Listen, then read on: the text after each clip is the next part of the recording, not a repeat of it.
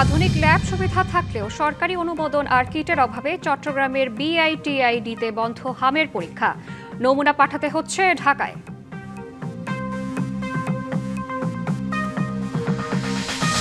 প্রচণ্ড তাপপ্রবাহের আগেই নামিয়ে নেওয়া হচ্ছে লিচু। বাজারে ব্যাপক সরবরাহের কারণে দামও কম।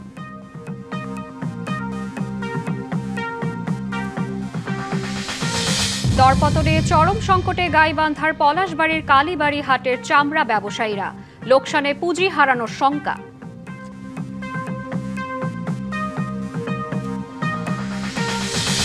এবং নওগাঁয় বোরো মৌসুমে সরকারি চাল সংগ্রহ কার্যক্রমে ব্যাপক অনিয়মের অভিযোগ। বন্ধ অস্তিত্বহীন চাল কলের নামে সরকারি বরাদ্দ। করোনা মহামারীতে পুরো চট্টগ্রাম বিভাগে চিকিৎসার ভরসাস্থল হয়ে উঠেছিল ফৌজদারহাটের Bangladesh institute of tropical and infectious diseases. অথচ মহামারীর পর আধুনিক ল্যাব সুবিধা থাকা সত্ত্বেও কেবল সরকারি অনুমোদন আর কিটের অভাবে সেখানে বন্ধ রয়েছে হামের মতো সংক্রামক রোগের পরীক্ষা। ফলে বিনামূল্যে সেবা পাওয়ার সুযোগ থেকে বঞ্চিত রোগীরা। আর নমুনা পাঠাতে হচ্ছে ঢাকায়।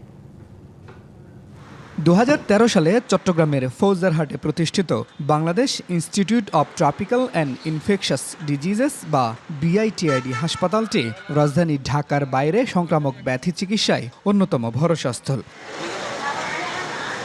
অথচ হাসপাতালটির ল্যাবে বিশ্বমানের রিয়েল টাইম পিসিআর এবং অ্যানালাইজার মেশিন সচল থাকলেও কেবল সরকারি অনুমোদন আর কিটের অভাবে থমকে আছে হাম ও রুবেলার মতো সংক্রামক রোগের পরীক্ষা। বর্তমানে ব্যয়বহুল বিভিন্ন বেসরকারি ল্যাবকে হাম শনাক্তের অনুমোদন দেওয়া হলেও সরকারি এই অত্যাধুনিক ল্যাবকে তা দেওয়া হয়নি। অথচ অনুমোদন মিললে রোগীরা বিনামূল্যে হামের মতো সংক্রামক রোগ নির্ণয় পরীক্ষার সুযোগ পেতেন। এটা যদি করা যায় তাহলে আমরা রিপোর্টটা খুব তাড়াতাড়ি পাবো। ওরা যদি কিটের এটা যদি সরকারিভাবে বরাদ্দ দেওয়া হয় তাহলে কিন্তু আমরা রিপোর্টটা যে রিপোর্টটা আমরা 5 থেকে 6 দিনে পাচ্ছি, তখন রিপোর্টটা হচ্ছে দিনেরটা দিনে পেতে পারি। ঢাকায় পরীক্ষার অতিরিক্ত চাপ ও মন্ত্রণালয়ের অনুমোদনের পাশাপাশি পুরোদমে ল্যাব চালু করতে দরকার নানান কারিগরি সহায়তা, এমনটাই বলছেন বিআইটিআইডির পরিচালক। আর ল্যাব চালুর ব্যাপারে সরকারের সিদ্ধান্তের অপেক্ষার কথা জানান বিভাগীয় স্বাস্থ্য পরিচালক। জনবল আছে, টেকনিশিয়ানরা আছে, কিন্তু এটা রানিং ল্যাব তো না। এটাকে আমাকে চালু করার জন্য আমার আরও কিছু জিনিস লাগবে এবং এটা রানিং ল্যাব করার পরে এটাকে মেনটেন করতে হবে। ঢাকা যদি বলে যে আমরা এখানে ওভারবার্ডেন, আমরা লোড নিতে পারতেছি না, তখন আমরা অবশ্যই চালু করব। বিশেষায়িত ল্যাব আছে আমাদের বিআইটিআইডিতে, যেখানে তাদের পর্যাপ্ত সুযোগ সুবিধা আছে এই হাম বা রুবেলার স্যাম্পলগুলো পরীক্ষা করার। তো ডব্লিউসির একটা পারমিশন লাগে, তাদের এক্সপার্ট টিম এগুলো ভিজিট করে, তাদের একটা প্রতিবেদন এবং প্রয়োজনীয় রিয়েজেন্ট ও লজিস্টিক সরবরাহ নিশ্চিত করার পরে আমরা এই কেন্দ্রগুলো চালু করতে পারি। 2020 সালে করোনা মহামারীর চরম সংকটে চট্টগ্রামের কোভিড টেস্টের প্রথম ল্যাবটি এখানেই চালু হয়েছিল। বন্দরনগরী সহ পুরো বিভাগের হাজার হাজার মানুষের নমুনা পরীক্ষা করে সে সময় কাণ্ডারির ভূমিকা রেখেছিল BITID. Mujibul Haque, DBC news, Chittagong. 24 ঘন্টায় হাম উপসর্গ নিয়ে ময়মনসিংহে আরও এক শিশুর মৃত্যু হয়েছে। এ নিয়ে ময়মনসিংহ বিভাগে মোট 46 জনের মৃত্যু হলো। ময়মনসিংহ মেডিকেল কলেজ হাসপাতাল কর্তৃপক্ষ জানিয়েছে হামের উপসর্গ নিয়ে মারা যায় শিশুটি। হাসপাতালে অব্যাহত রয়েছে হামে আক্রান্ত রোগীর চাপ। এ সময় নতুন রোগী ভর্তি হয়েছেন 25 জন। একই সময়ে চিকিৎসা শেষে হাসপাতাল ত্যাগ করেছেন 36 জন। বৃহস্পতিবার পর্যন্ত হাসপাতালটিতে 93 জন হাম আক্রান্ত রোগী চিকিৎসাধীন রয়েছেন। এদিকে চলতি বছরের 17 মার্চ থেকে 4 জুন পর্যন্ত হাসপাতালে মোট 1852 জন হাম রোগী ভর্তি হয়েছেন। এর মধ্যে 1713 জন সুস্থ হয়ে হাসপাতাল ছেড়েছেন। হামে থামছে না মৃত্যুর মিছিল। মায়ের বুক খালি করে না ফেরা দেশে পাড়ি জমাচ্ছে কোমলমতিরা। এ নিয়ে আরও জানাতে ময়মনসিংহ থেকে যুক্ত হচ্ছেন সহকর্মী ইমরান হাসান রাব্বি। ইমরান, হামে ময়মনসিংহের চিত্র কেমন দেখছেন? চিকিৎসা সেবার কী অবস্থা সেখানে জানাবেন। শ্রাবন্তী, ময়মনসিংহ বিভাগের যে 4টি জেলা রয়েছে, ময়মনসিংহ, শেরপুর, জামালপুর, নেত্রকোনা এবং পার্শ্ববর্তী কিশোরগঞ্জ এবং টাঙ্গাইল, এই 6 জেলা থেকেই আসলে রোগীরা ভর্তি হচ্ছেন ময়মনসিংহ মেডিকেল কলেজ হাসপাতালে। আজকেও আসলে আমরা যে তথ্য পেয়েছি, গত 24 ঘন্টায় হামের উপসর্গ নিয়ে ময়মনসিংহ মেডিকেল কলেজ হাসপাতালে আরও এক শিশুর মৃত্যু হয়েছে। আসলে চিকিৎসকরা বলছেন যে এখানে যারা ভর্তি হচ্ছেন এবং যে সকল শিশুর মৃত্যু হচ্ছে আসলে সবগুলোই প্রায় হচ্ছে শ্বাসকষ্টজনিত সমস্যা, নিউমোনিয়া এবং হচ্ছে হার্ট ফেলিওরের যে ঘটনাগুলো ঘটে সেই ঘটনার কারণে আসলে মৃত্যু হচ্ছে। আর এখানে সর্দি কাশি এবং জ্বর নিয়ে ভর্তি হওয়া রোগীদের মধ্যেও নতুন করে হামে আক্রান্ত হচ্ছে এমন ঘটনাও আসলে ঘটছে বলে আমরা তথ্য পেয়েছি। চিকিৎসকরা বলছেন আসলে দেরিতে চিকিৎসা নিতে আসা যে সকল শিশু রয়েছে সেই শিশুদেরই আসলে মৃত্যু ঝুঁকি অনেক বেশি থাকছে। শুরু থেকে আসলে সারা বিভাগ জুড়ে বলা হচ্ছিল যে সর্দি কাশির উপদ্রব বা জ্বর থাকলে খুব দ্রুত সময়ের মধ্যে যাতে পার্শ্ববর্তী স্বাস্থ্য কমপ্লেক্সগুলোতে চিকিৎসা নেওয়া হয় এবং দ্রুত সময়ের মধ্যে যাতে আইসিইউ এর ব্যবস্থা করা যায় এমনটাই বলা হচ্ছিল। কিন্তু আসলে দুঃখজনক হলেও সত্য যে ময়মনসিংহ মেডিকেল কলেজ হাসপাতালেও হাম আইসোলেশন ইউনিটের জন্য ডেডিকেটেড কোনো আইসিইউ ইউনিট নেই। আমরা কথা বলছিলাম এখানকার দায়িত্বরত কর্মকর্তা যারা রয়েছে তাদের সাথে, তারা বলছেন যে আসলে বিশেষায়িত একটি আইসিইউ ইউনিটের জন্য তারা ঢাকায় আবেদন করেছেন, কিন্তু এখন পর্যন্ত মৃত্যুর মিছিল বাড়লেও ময়মনসিংহ মেডিকেল কলেজ হাসপাতালে হামের যারা উপসর্গ নিয়ে ভর্তি হচ্ছেন তাদের জন্য কিন্তু আইসিইউ ইউনিটের ব্যবস্থা করা সম্ভব হয়নি। আমার কাছে যে তথ্য রয়েছে গত 24 ঘন্টায় এই হাসপাতালে 25 জন নতুন রোগী ভর্তি হয়েছে এবং ছুটি হয়েছে 36 জনের এবং 24 ঘন্টায় এক শিশুর হাম উপসর্গ নিয়ে মৃত্যু হয়েছে। এখন পর্যন্ত ময়মনসিংহ মেডিকেল কলেজ হাসপাতালে চিকিৎসা নিতে আসা 46 জনের মৃত্যু নিশ্চিত করেছে ময়মনসিংহ মেডিকেল কলেজ হাসপাতাল কর্তৃপক্ষ। এখন পর্যন্ত গত 17 মার্চ থেকে 1852 জনের চিকিৎসা দেওয়া হয়েছে এই ময়মনসিংহ মেডিকেল কলেজ হাসপাতাল থেকে, যার মধ্যে সুস্থ হয়ে বাড়ি ফিরেছেন 1713 জন। আসলে অভিভাবকদেরকেও বলা হচ্ছে যে শিশুদের যদি ঠান্ডা জ্বর বা সর্দি থাকে তাহলে দ্রুত সময়ের মধ্যেই যাতে চিকিৎসকের শরণাপন্ন করা হয়। এই দেরিতে রোগীকে হাসপাতালে নিয়ে আসার কারণেই আসলে মৃত্যু ঝুঁকি বাড়ছে বলেও আসলে চিকিৎসকরা আমাদেরকে জানিয়েছেন। আসলে এই বিভাগে 4 জেলা এবং পার্শ্ববর্তী 2 জেলা সহ 6 জেলা থেকে আসলে রোগীরা নিয়মিতই আসছেন। আর অন্যদিকে আসলে হামের যে টিকা কার্যক্রম সেই টিকা কার্যক্রমও ইতিমধ্যে শতভাগ সম্পন্ন হয়েছে বলে আমরা নিশ্চিত হয়েছি। এই ছিল শ্রাবন্তী আমার কাছে ময়মনসিংহ মেডিকেল কলেজ হাসপাতাল থেকে হামের সবশেষ আপডেট। ইমরান, ধন্যবাদ। নওগাঁয় চলতি বোরো মৌসুমে সরকারি চাল সংগ্রহ কার্যক্রমে ব্যাপক অনিয়মের অভিযোগ উঠেছে। ধান চাল সংগ্রহ নীতিমালায় সচল মিলগুলোকে বরাদ্দ দেওয়ার কথা থাকলেও নওগাঁয় ঘটেছে তার উল্টো চিত্র। অচল, বন্ধ, এমনকি অস্তিত্বহীন কয়েকটি চাল কলের নামে দেয়া হয়েছে সরকারি বরাদ্দ। এতে বঞ্চিত হচ্ছেন প্রকৃত মিল মালিকরা। নওগাঁর নাহার চালকল 2018 সাল থেকেই পুরোপুরি বন্ধ। মিলের চাতালে স্থানীয়রা শুকাচ্ছেন ধান। চুল্লিতে জন্ম নিয়েছে আগাছা, অথচ সরকারি চাল সংগ্রহের তালিকায় রয়েছে মিলটির নাম। সরকারি ধান চাল সংগ্রহ নীতিমালা অনুযায়ী চুক্তিবদ্ধ মিল মালিককে অবশ্যই নিজস্ব মিল থেকেই উৎপাদিত চাল সরবরাহ করতে হবে। ধান উষাছি নিয়ে আসছি, শুকাবো, শুকে নিয়ে চলে যাবো আমাদের বাড়ির ধান। এটা আমাদের ধান, শুকাচ্ছি, ধান বিক্রি হচ্ছে। এই বয়লা বন্ধ তো, দাম বয়লা চলে না, এটা আমরা অটো চাল করি। এমন চিত্র শুধু একটি মিলেই নয়, জেলার একাধিক হাস্কিং মিল দীর্ঘদিন ধরে বন্ধ। 20 বছর থেকে মিল বন্ধ আছে। এর আগে খুব ভালো চলতো, এখন আর বর্তমানে চলে না। যদিও মিল মালিক সমিতির নেতারা বলছেন সাময়িকভাবে বন্ধ থাকলেও প্রয়োজনে মিল চালু করে চাল সরবরাহ করা সম্ভব। বন্ধ হচ্ছে বিভিন্ন কারণে হতে পারে। সেই মিলারের আর্থিক সলভেন্সির জন্য মিল বন্ধ রাখতে পারে, লেবার ক্রাইসিসের জন্য বন্ধ রাখতে পারে। তার মানে এই না সে ওই মিলটা হচ্ছে পরিত্যক্ত বা ওই মিলে হচ্ছে বরাদ্দ দেওয়ার কোনো সুযোগ নেই। প্রয়োজনে আমি হচ্ছে মিল চালিয়ে হচ্ছে সরকারের বরাদ্দকৃত চাউল এটা আমি পরিশোধ করব। এই হচ্ছে আমাদের সিস্টেম। আর জেলা খাদ্য নিয়ন্ত্রক বলছেন বরাদ্দ দেয়া মিলগুলো যাচাই করা সম্ভব না হলেও অভিযোগ পেলে ব্যবস্থা নেওয়া হবে। আমাদের প্রায় 400-র উপরে এখানে মিল বরাদ্দ পেয়েছে। এর ভিতরে কিছু হাস্কিং মিল আছে, কিছু অটো মিল আছে। তো দেখা যাচ্ছে যে অনেক মিল হয়তো মৌসুমে চলে, আবার অন্য সময় বন্ধ থাকে। এখন মৌসুম শুরু হয়েছে, হয়তো কিছু কিছু মিল এখন আবার চালু করে তারা চাল দিবেন গুদামে। তারপরেও আমরা পুনরায় আবারও ভেরিফিকেশনে পাঠাচ্ছি। আপাতত বরাদ্দ প্রদান স্থগিত রেখেছি। এগুলো আবার সরেজমিনে সবগুলো যাচাই করে তারপরে আবার তাদের কাছ থেকে বরাদ্দ দিয়ে চাল গ্রহণ করা হবে। চলতি বোরো মৌসুমে নওগাঁ জেলায় সিদ্ধ ও আতপ মিলিয়ে মোট 56,749 মেট্রিক টন চাল সংগ্রহের বরাদ্দ দেওয়া হয়েছে। DBC news desk. ক্রেতা সংকট ও দরপতনে চরম সংকটে গাইবান্ধার পলাশবাড়ির কালীবাড়ি চামড়ার হাটের ব্যবসায়ীরা। সরকার নির্ধারিত মূল্য থাকলেও বাস্তবে তারা অর্ধেকেরও কম দামে চামড়া বিক্রি করতে হচ্ছে। এতে চামড়া সংরক্ষণে ব্যবহৃত লবণ ও পরিবহন খরচও উঠছে না। বড় ধরনের লোকসানে পুঁজি হারানোর শঙ্কায় অনেক ব্যবসায়ী।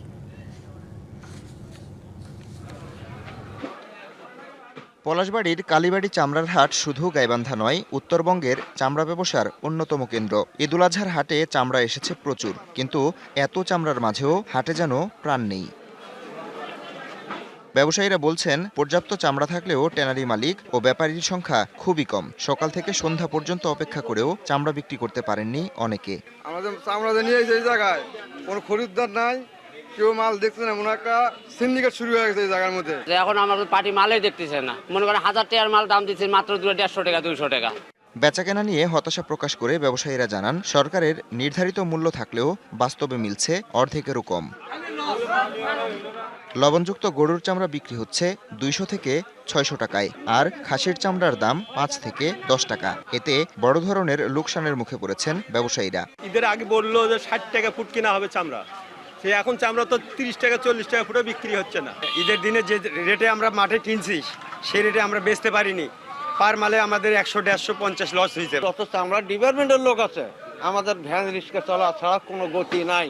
নানা সংকটে প্রক্রিয়াজাত চামড়ার দাম কমে যাওয়ায় প্রভাব পড়েছে বাজারে। এনে চায়না হকার ছাড়া ব্র্যান্ডেড কোনো পার্টি ইউরোপ কেউ নেই। দাম হইলে তলা নিতে, আবার চামড়া অর্ধেক বাদ দিয়ে দেয়। যদি সিটিভি করে দেয়, পরিবেশ সম্মত হয়, তাহলে আমরা ডলার মাল বেচতে পারি, আমরা ডলার মাল কিনতে পারি। ঐতিহ্যবাহী এই হাটে পর্যাপ্ত জায়গা সংকট, অবকাঠামো সহ নানা সীমাবদ্ধতায় নেতিবাচক প্রভাব পড়েছে ব্যবসায়, দাবি ইজারাদারের। ঢাকা থেকে আমি এখন পর্যন্ত আর কে ট্যানারি, তাছাড়া ওইভাবে লক্ষণীয় আর কেউ সরাসরি ট্যানারির কেউ আসেনি। এখানকার লোকাল যারা ক্রেতা তারা আছে, যারা চামড়া লবণজাত করছে বিভিন্নভাবেই, হ্যাঁ, তারা মানে চিন্তিত আর কি। সংশ্লিষ্টরা বলছেন, চামড়ার ন্যায্য মূল্য নিশ্চিত করা না গেলে আরও বড় সংকটে পড়বেন ক্ষুদ্র ব্যবসায়ীরা। DBC news desk. ভোটের পরিবর্তে সমঝোতার মাধ্যমে গঠন করা হতো পরিচালনা পর্ষদ। ব্যবসায়ীদের সুযোগ না দিয়ে পরিবারের সদস্যদের পরিচালক বানিয়ে করা হয় ব্যবসায়িক নেতা। এভাবেই চলছিল চট্টগ্রামের ব্যবসায়ীদের শীর্ষ সংগঠন Chattogram chamber of commerce and industry. এক যুগ ধরে পরিবারতন্ত্রের কবলে পড়ে ব্যবসায়ীদের ন্যায্য অধিকার আদায়ে ভূমিকা রাখতে পারেনি। সম্প্রতি নির্বাচনে ইউনাইটেড বিজনেস ফোরামের পুরো প্যানেলের বিজয়ে গতি ফিরে এসেছে শতবর্ষী এই সংগঠনে। চট্টগ্রাম চেম্বারে সর্বশেষ ভোট হয়েছিল 2013 সালের 30শে মার্চ। ওই নির্বাচনে আওয়ামী লীগের সাবেক সংসদ সদস্য এম এ লতিফ সমর্থিত মাহবুবুল আলম ও নুরুন নেওয়াজ সেলিম পরিষদ 24টি পদের মধ্যে 20টিতে জয়লাভ করে। এরপর থেকে টানা সভাপতির দায়িত্ব পালন করেছেন মাহবুবুল আলম। পরবর্তীতে 2024 সালে ব্যবসায়ীদের শীর্ষ সংগঠন FBCCI এর সভাপতি নির্বাচিত হন মাহবুব।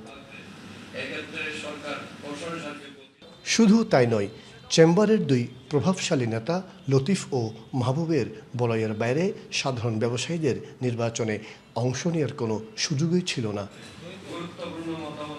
অভিযোগ আছে, এই সিন্ডিকেট গত 12 বছর সিলেকশনের মাধ্যমে পরিবারের সদস্যদের পরিচালক করে চেম্বারের কার্যক্রম পরিচালনা করেছে। চেম্বারের প্রায় 7,500 ভোটার তাদের ভোটাধিকার প্রয়োগের সুযোগ থেকে বঞ্চিত হয়েছে এই 12 বছর। সব ছিল আনকনটেস্টেড, সব কোনো ইলেকশন হয় নাই। কারণ কেউ এখানে ইলেকশন করতে আসে নাই, জানে যে ইলেকশন করতে এসে কোনো লাভ হবে না। সব কমিটি তাদেরই করা। পরিবারের ইয়াং ছেলেপিলে লেখাপড়া শেষ করে আসছে বিদেশ থেকে, তারা চেম্বারের ডাইরেক্টর, অথবা ব্যবসা বাণিজ্য করে নেই কোনো। 2024-এর 5ই আগস্ট রাজনৈতিক পট পরিবর্তনের পর তৎকালীন পরিচালনা পর্ষদ পদত্যাগ করতে বাধ্য হয়। এই চেম্বারটা একসময় একটা বন্ধ পুকুরের মতো হয়ে গেল। চেম্বার হয়ে গেল কোটারি, চেম্বার হলো নিজের। চট্টগ্রাম ছিল একটা শক্তিশালী চেম্বার হিসেবে বাংলাদেশের অর্থনীতি এবং চট্টগ্রামের ব্যবসায়ীদের যে বিভিন্ন সমস্যা, সেই সমস্যাগুলি সমাধানে ভালো ভূমিকা রাখতে পারবে বলে আমরা আশা করি। তবে সম্প্রতি নির্বাচনে ইউনাইটেড বিজনেস ফোরামের পুরো প্যানেলের বিজয়ে গতি ফিরে এসেছে শতবর্ষী এই সংগঠনে। ইকোনমির যে ছিদ্র হয়েছে আর কি, এই ব্লিডিংটাকে আমাদের প্রথমে বন্ধ করতে হবে। চেম্বার রিপেয়ার করা মানে এটাই রিপেয়ার করা। আমাদের যে তরুণ সমাজ আর কি, ইয়াং এন্টারপ্রিনার্স, ওদেরকে মেইন স্ট্রিমের সাথে যোগ করতে হবে। আমরা যদি প্লাগ ইন না করে ইকোনমিকে যদি চালাতে চাই তাহলে তো লাভ হবে না। চট্টগ্রাম চেম্বারের মতো মেট্রোপলিটন চেম্বার এবং উইমেন চেম্বারও নির্বাচন ছাড়া সিলেকশনের মাধ্যমে সভাপতি ও পরিচালক নির্বাচন করা হয়েছিল। মাসুদুল হক, ডিবিসি নিউজ, চট্টগ্রাম। দিনাজপুরে এবছর বৈরী আবহাওয়ায় লিচুর ফলন যেমন কমেছে, তেমনি প্রচণ্ড তাপপ্রবাহের আগেই লিচু নামিয়ে নেওয়া হচ্ছে। বাজারে একসাথে প্রচুর সরবরাহের কারণে লিচুর দাম গত বছরের তুলনায় বেশ কম। এদিকে আবহাওয়া অনুকূলে না থাকায় ফরিদপুরেও লিচুর ফলনে বিপর্যয় দেখা দিয়েছে। লাল টসটসে রসালো লিচু, ক্রেতা বিক্রেতাদের হাকডাকে মুখরিত দিনাজপুরে লিচুর বাজার, যদিও বেশিরভাগই অপরিপক্ক। বৈরী আবহাওয়ায় এবার লিচুর ফলন কমেছে 50%। অসময়ের বৃষ্টি আর প্রচণ্ড তাপপ্রবাহে নির্দিষ্ট সময়ের আগেই বাজারে এসেছে লিচু। বাজারে প্রচুর লিচু সরবরাহ থাকায় এবার দাম বেশ কম। প্রকারভেদে প্রতি 100 বেদানা লিচুর দাম 400 থেকে 600 টাকা। বোম্বাই ও মাদ্রাজি 180 টাকা থেকে 250 টাকা, আর চায়না 3 1100 থেকে 1200 টাকায় বিক্রি হচ্ছে। সরবরাহের তুলনায় চাহিদা ও ক্রেতা কম থাকায় দামে প্রভাব পড়েছে বলছেন বিক্রেতারা। অন্যদিকে হাতের নাগালে দাম থাকায় ক্রেতারা উপভোগ করছেন সুমিষ্ট লিচু। লিচুর স্বাদ আল্লাহর রহমতে অনেক ভালো, মিষ্টি আছে। তুলনামূলক অন্য দিনের চেয়ে এবার অনেক দাম কম আছে। ছোট বড় মানুষ সবাই কিনে খায় আনন্দ পাবে। কালকার লিচুর আমদানি খুব কম ছিল, আর আজকে একটু আমদানি বেশি।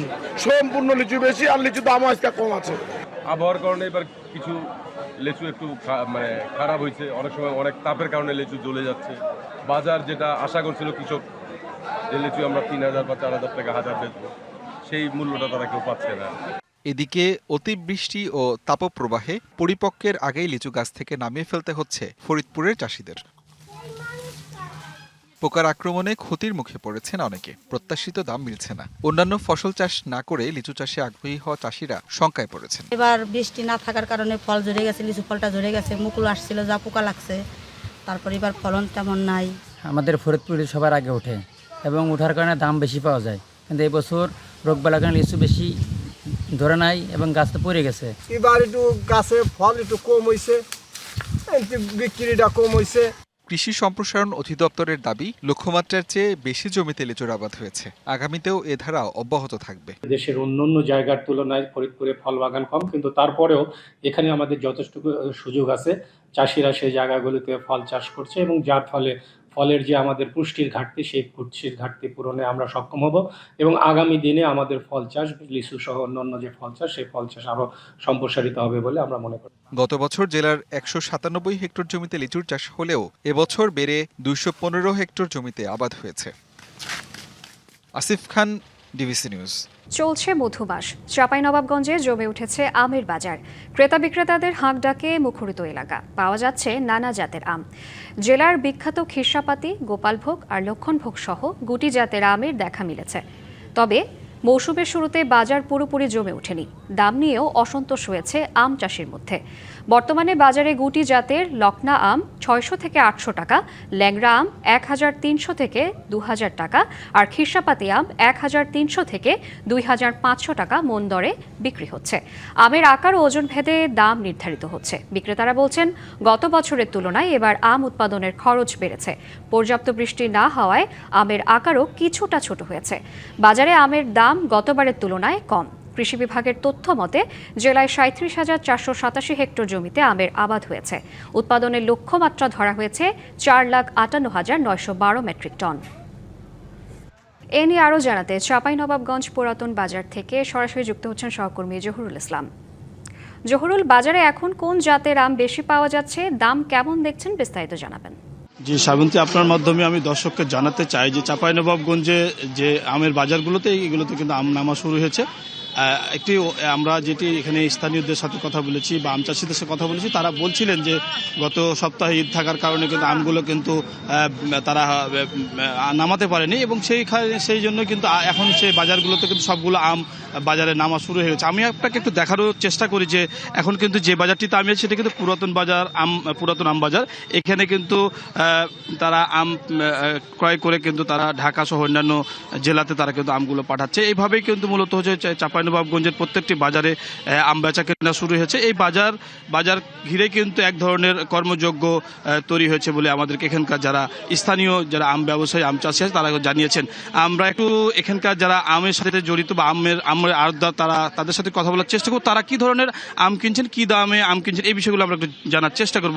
আপনি তো এখানে আম বেচা কিনা করছেন, এই সব মিলিয়ে আমের অবস্থা কি, বাজার শুরু হয়েছে কিনা একটু যদি বলতেন।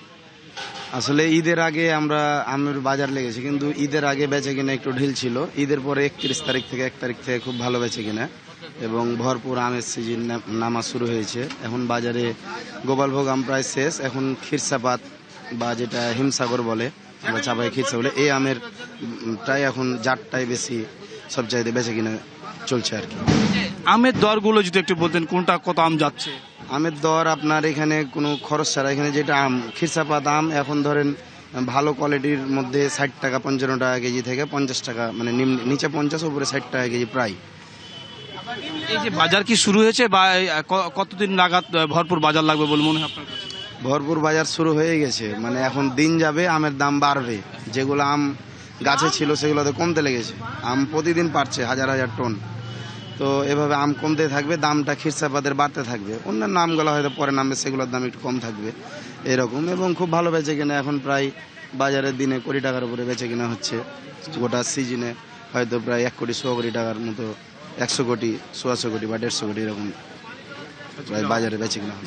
শ্রাবন্তী, শুনছিলেন একজন এখানকার আম ব্যবসায়ী বলছিলেন বা এই আড়তের যিনি নেতৃত্ব আছেন তিনি কিন্তু বলছিলেন যে 100 কোটি টাকা এই 3 থেকে 4 মাসের মধ্যে কিন্তু তারা বেচা কিনা করবেন। এই চাঁপাইনবাবগঞ্জে 37,000 বা 37,500 হেক্টর জমিতে কিন্তু প্রায় 5 লক্ষ মেট্রিক টন আম উৎপাদনের লক্ষ্যমাত্রা কিন্তু কৃষি বিভাগ জানিয়েছেন। আর এই যে চাঁপাইনবাবগঞ্জে যে বাগানগুলো থেকে আমগুলো আসে, এখন কিন্তু ক্ষীরসাপাত এবং গোপালভোগ নামছেন। ক্ষীরসাপাতের দাম আমরা এখানকার স্থানীয়দের সাথে কথা বলে জানতে পেরেছি, তারা বলেছেন কিন্তু 2000 থেকে 2500 টাকা দরে মন দরে কিন্তু তারা আম বেচা কিনা করবে বলে এখানকার যারা আম ব্যবসায়ী তারা কিন্তু বলেছেন। এই বিষয় নিয়ে কিন্তু কৃষি বিভাগ, কৃষকদের কিন্তু একটু সমস্যা আছে বা তারা বলছেন যে আমের উৎপাদন খরচ বেড়ে গেছে এবং সেই পরিমাণ তারা কিন্তু আমের দাম পাচ্ছে না। এই ছিল সর্বশেষ তথ্য আমার কাছে। শ্রাবন্তী। জহরুল, ধন্যবাদ আপনাকে। সাতক্ষীরা সীমান্তে বিএসএফ এর গুলিতে 2 বাংলাদেশি আহতের ঘটনায় উত্তেজনা বিরাজ করছে। ঘটনার পর আতঙ্কে সীমান্তবাসী, বাড়ানো হয়েছে বর্ডার গার্ড বাংলাদেশ বিজিবি টহল, মোতায়েন করা হয়েছে পর্যাপ্ত সংখ্যক বিজিবি সদস্য। গত মঙ্গলবার রাতে জেলার কালীগঞ্জ উপজেলার বসন্তপুর সীমান্তে শাহিন ও মহিউদ্দিন ঘোরাফেরা করছিলেন। এ সময় তাদের লক্ষ্য করে গুলি চালায় বিএসএফ এর সদস্যরা। এতে দুজনেই গুলিবিদ্ধ হন। পরে স্থানীয় লোকজন তাদের উদ্ধার করে কালীগঞ্জ উপজেলা স্বাস্থ্য কমপ্লেক্সে ভর্তি করেন। পরে সাতক্ষীরা মেডিকেল কলেজ হাসপাতালে নেওয়া হয়। এ নিয়ে আরও জানাতে সাতক্ষীরা থেকে যুক্ত হচ্ছেন সহকর্মী বেলাল হোসাইন। বেলাল, সীমান্তে এখন কি পরিস্থিতি বিরাজ করছে, বিস্তারিত জানাবেন। শ্রাবন্তী, আসলে গতকালকের যে 2 বাংলাদেশি গুলিবিদ্ধের ঘটনা যে ঘটেছে সেটিতে কিন্তু কিছুটা পরিস্থিতি উত্তপ্ত হলেও সেটি এখন কিন্তু একেবারে শান্ত। এবং আমরা যেটি জেনেছি, সাতক্ষীরা 33 বিজিবির যে সিও রয়েছে, সিও সাহেবের সাথে আমরা কথা বলেছি। তিনি বলেছেন যে আমরা পর্যাপ্ত সংখ্যক সদস্য এবং নিরাপত্তা টহল বাড়িয়েছি এবং আমরা সবসময়ের জন্য প্রস্তুত রয়েছি। যদি ঊর্ধ্বতন কর্তৃপক্ষের সাথে আলোচনা করে ভারতীয় বিএসএফ বাংলাদেশিদের পাঠাতে চায় সেটি সম্ভব, কিন্তু এটির বাইরে কাউকে জোর করে অনুপ্রবেশের চেষ্টা করা হলে সেটি কঠোর হস্তে দমন করা হবে। এবং গতকাল যে 2 বাংলাদেশি আহত হয়েছে, আমরা আসলে খোঁজ নিয়ে জেনেছি যে তারা কিন্তু ভারতে দীর্ঘদিন ধরে রাজমিস্ত্রির কাজ করতো এবং তাদের সাথেও কথা বলেছি, তারাও কিন্তু আসলে নিশ্চিত করে বলতে পারেননি যে কোন সীমান্তে তারা গুলিবিদ্ধ হয়েছে। আমরা এটা নিয়ে 17 বিজিবির সিও সাহেবের সাথেও কথা বলেছিলাম। তিনিও কিন্তু বলেছেন যে কোনো ধরনের অনুপ্রবেশ কিন্তু আমাদের সীমান্ত দিয়ে হবে না, সেটি আমরা কঠোর হস্তে দমন করব। আমরা দাঁড়িয়ে আছি বর্তমানে সাতক্ষীরার সদরের তলুইগাছা সীমান্তে। আপনার মাধ্যমে আমরা দেখাতে চাই, আমরা যে জায়গাটিকে দাঁড়িয়ে রয়েছে ঠিক তার ওপাশেই কিন্তু ভারত সীমান্ত, ভারতের ওপারে আমুদিয়া ক্যাম্প এবং তার ডান দিকে রয়েছে হাকিমপুর বর্ডার। আমরা ঈদের একদিন আগে বুধবার রাতে ওখানে কিন্তু বহু মানুষ জড়ো হয়েছিল। বিএসএফ চেষ্টা করেছিল তাদেরকে পুশ ইন করে বাংলাদেশে ঢুকিয়ে দেবে, কিন্তু বিজিবি, বিশেষ করে 33 বিজিবি যে CO lieutenant colonel Ashiqur Rahman চৌধুরীর নেতৃত্বে কিন্তু সেটি সম্ভব হয়নি। তারা কঠোর হস্তে সেটি দমন করেছে এবং আমরা স্থানীয়দের সাথে কথা বলেছিলাম, তারা বলেছে যে আসলে যে কোনো ধরনের গুলির ঘটনা ঘটলে কিছুটা আতঙ্কিত তো হয়ই, কিন্তু বিজিবি যতক্ষণ রয়েছে ততক্ষণ আমরা বিজিবির সাথে থাকবো এবং বিজিবি আমাদেরকে যথেষ্ট নিরাপত্তা দিবে। দিবেন, বিজিবি থাকতে আমাদের কোনো ভয় নেই, এটি তারা বলছেন। এবং আরেকটি বিষয় হচ্ছে জানানো দরকার, সেটি হচ্ছে সাতক্ষীরার এই যে 2টি বিজিবি ব্যাটালিয়ন রয়েছে, তারা কিন্তু সবসময়ের জন্য প্রস্তুত রয়েছে। কোনো ধরনের সীমান্ত অপ্রীতিকর ঘটনা দেখলেই তারা কিন্তু সেটি দমনের চেষ্টা করছে। তো শ্রাবন্তী, এই ছিল সাতক্ষীরার সীমান্ত নিয়ে সর্বশেষ। ধন্যবাদ আপনাকে। গোপালগঞ্জের কাশিয়ানীতে রাস্তা বন্ধ করে 500 মানুষকে অবরুদ্ধ করার অভিযোগ উঠেছে। সরকারি খালের উপর নির্মিত একটি বাঁশের সাঁকো ও চলাচলের পথ বন্ধ করে দেয়া হয়েছে বাঁশের বেড়া দিয়ে। এতে ভোগান্তিতে পড়েছেন পুইশোর ইউনিয়নের সীতারামপুর গ্রামের বাসিন্দারা। গোপালগঞ্জের কাশিয়ানী উপজেলার পুইশোর ইউনিয়নের সীতারামপুর গ্রামবাসীর চলাচলের জন্য একটি রাস্তা নির্মাণ করে ইউনিয়ন পরিষদ। গত 15 এপ্রিল হঠাৎ করেই রাস্তার মাটি কেটে এবং বাঁশের বেড়া দিয়ে চলাচলের পথটি বন্ধ করে দেওয়া হয়। আংশিক ভেঙে দেওয়া হয় রাস্তার মাঝে খালের উপর নির্মিত বাঁশের সাঁকো। ভুক্তভোগীদের অভিযোগ, স্বপন শরীফ ও রমজান শরীফ সহ কয়েকজন মিলে এই পথটি রুদ্ধ করে দিয়েছেন। এতে 32টি পরিবারের প্রায় 500 মানুষ ভোগান্তিতে পড়েছেন। সর্বপ্রথমত আমরা দানের শেষে কেন ভোট দিল? স্বপন আর ওই রমজান ওরা জনগণ নিয়ে বন্ধ করে দিয়েছে। রাস্তাঘাটে ঘর উঠেছে, উঠানোর পরে যে আটকাই দিয়েছে একবারে। সেই রাস্তা সেইভাবে চলতেছে, হঠাৎ এরা এই রাস্তাটা ভেঙে ফেলেছে। অনেক কষ্ট করতেছে, আমাদের অত্যাচার সস্তে না, ছেলে মেয়ে নিয়ে আমরা খুব কষ্টে আছি। চলাচলতি করতে দেবে না, আমাদের পুরো বাড়িটা বন্ধ করে রাখছে, আমরা সব বন্দী হয়ে গেছি। আর অভিযুক্তরা বলেন এই জমির মালিকানা তাদের। এর আগে এই জায়গায় ইউনিয়ন পরিষদের কাজের কথা স্বীকার করলেও বর্তমানে চলাচলের রাস্তা দিতে রাজি নয় তারা। এটা ওরা ব্যক্তিগতভাবে জোর করে করছে, এটা কোনো ইউনিয়ন পরিষদের না। এই জায়গাটুকু সম্পূর্ণ আমাদের নিজেদের টাকার কাটা মাটি। তারা মাইফিনে কামার টাকা দিয়ে আমি গ্রামের মানুষ ডাইকে চাই বের করি, এই করছে, ওরা তো মানে না। রামদিয়া ইউনিয়ন ভূমি অফিসের তহসিলদার সরেজমিন পরিদর্শন করে ইউপি মেম্বারদের বিষয়টি মীমাংসার দায়িত্ব দিলেও তাতে কর্ণপাত করেননি অভিযুক্তরা। খাল তাদের জায়গা না, তাদের বলে নিচে বন্ধ জায়গা, তাদের এখন বলতেছে বক্তব্য দিচ্ছে আমাকে নিচে বন্ধ জায়গা। তাদের মানা করছে যে এই পথ বন্ধ করে না, এই কাজ করে না, জনগণের পথ বন্ধ করে না, আমার যেটুকু প্রয়োজন দরকার ছিল সেটুকু বলে গেছে, তারা এখন শোনে না। মানুষের স্বাভাবিক চলাচল নিশ্চিত করতে প্রশাসন দ্রুত কার্যকর পদক্ষেপ নেবে প্রত্যাশা গ্রামবাসীর। Amitabh Rahman, DBC news desk.